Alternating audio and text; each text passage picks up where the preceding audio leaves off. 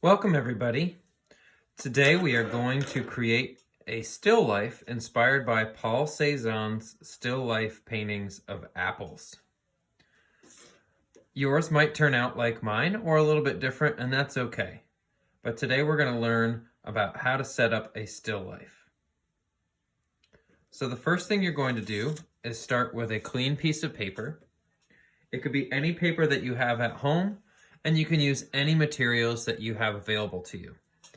Today, I'm going to just draw with a black crayon and then add some color like the one you saw at the beginning with some other crayons and colored pencils.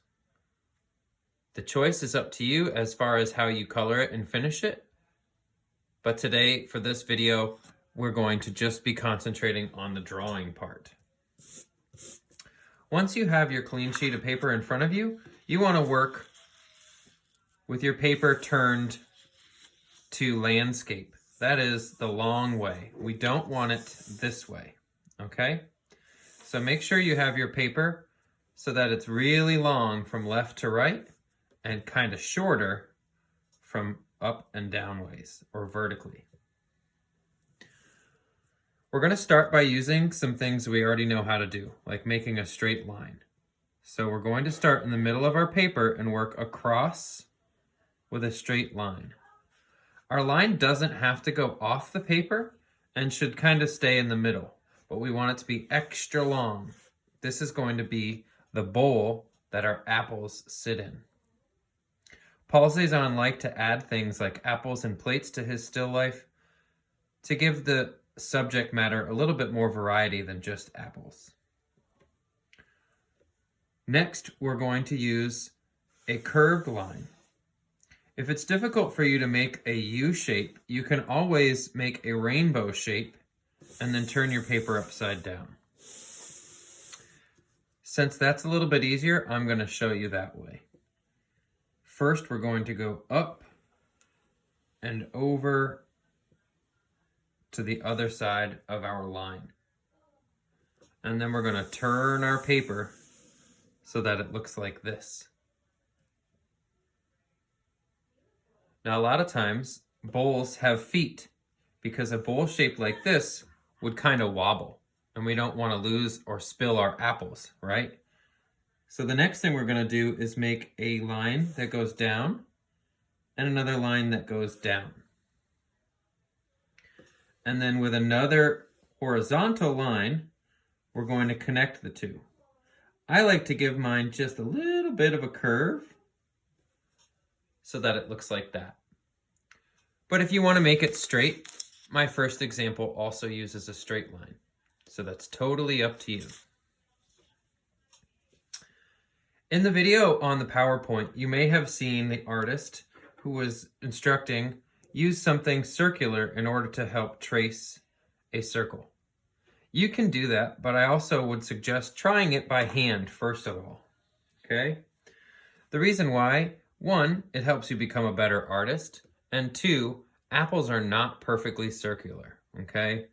Very rarely do we find an apple at the store that is 100% a perfect circle. Sometimes they have bumps or they're misshapen. So I'm going to do it by hand. Again, if you have something circular, like a cookie cutter, or maybe a round jar, you can always use that as well. So to start, I'm going to do another shape we've already made before, which is a rainbow shape, but I'm not going to make it as big this time. So you can see I've just made an apple here on the left side of my bowl. I'm going to go ahead and start another apple, but this one is going to start from the edge of my first apple. So instead of starting it here, I'm going to start here, and I'm going to go up and over and stop. Now I think I will start on this edge and go up and back down. So my bowl has 3 apples. I want more than that. If you want to leave it at 3, you can. So I'm going to make another apple, and this time I'm going to start on the top of my first apple and go over to the top of my second apple. Now I have 4. you can see I'm not drawing the whole circle. That is called overlap. These bottom 3 apples are down inside of our bowl, but we can't see the bottom because the bowl is in front. This apple here is behind the first 3 apples and is sitting on top, but the first 2 apples are blocking the bottom of our last apple. I liked to also put an apple on the table.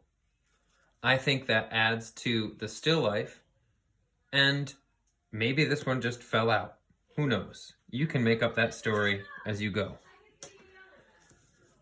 If you don't have a lot of room here, you can 1, make a smaller apple, or 2, which is my suggestion, just draw part of another apple. So here I go, drawing my apple, but it goes off my paper.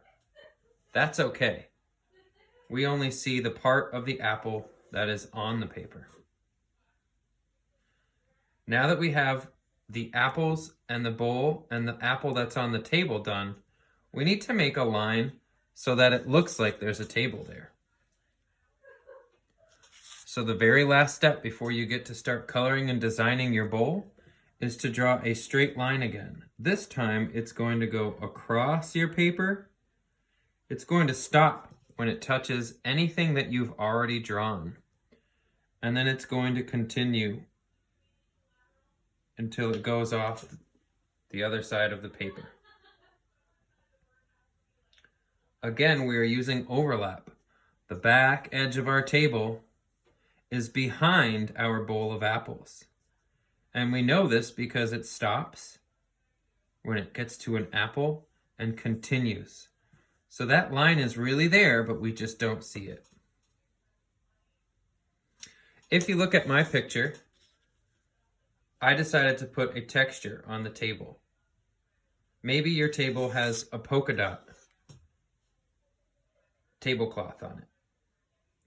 Maybe your table is white, but the background has some wallpaper on it. And maybe you want to put some crazy wallpaper. That is all up to you. Before we go, I just wanted to say, think about the apples and what colors they are. Apples come in a wide variety of colors. There's red apples, there's red and green apples, there's green and yellow apples, and there's also red and yellow apples. There's even red and orange apples and just green apples. So take a look at some apples you may have at home and decide how you're going to color your apples. Make sure to be creative and try and use 2 colors on 1 apple to see what kind of results you get. Lastly, one thing that I forgot to mention, you might have noticed with these apples, is that they have a stem. The stem that we put on our apples is really simple, and here's how you do it. You start with a smiley face. Pretty simple, right? And then you just make a line that goes down and touches your smiley face. It's almost like a little arrow.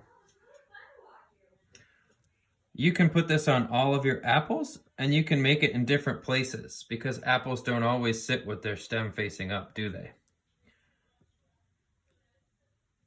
So I'm going to continue around like that. Now my apples are done, my bowl is complete, and they are sitting on a table. You can go ahead and color it, and here's my example if you'd like some ideas. I hope you guys enjoyed this still life, and I will talk to you later. Bye-bye.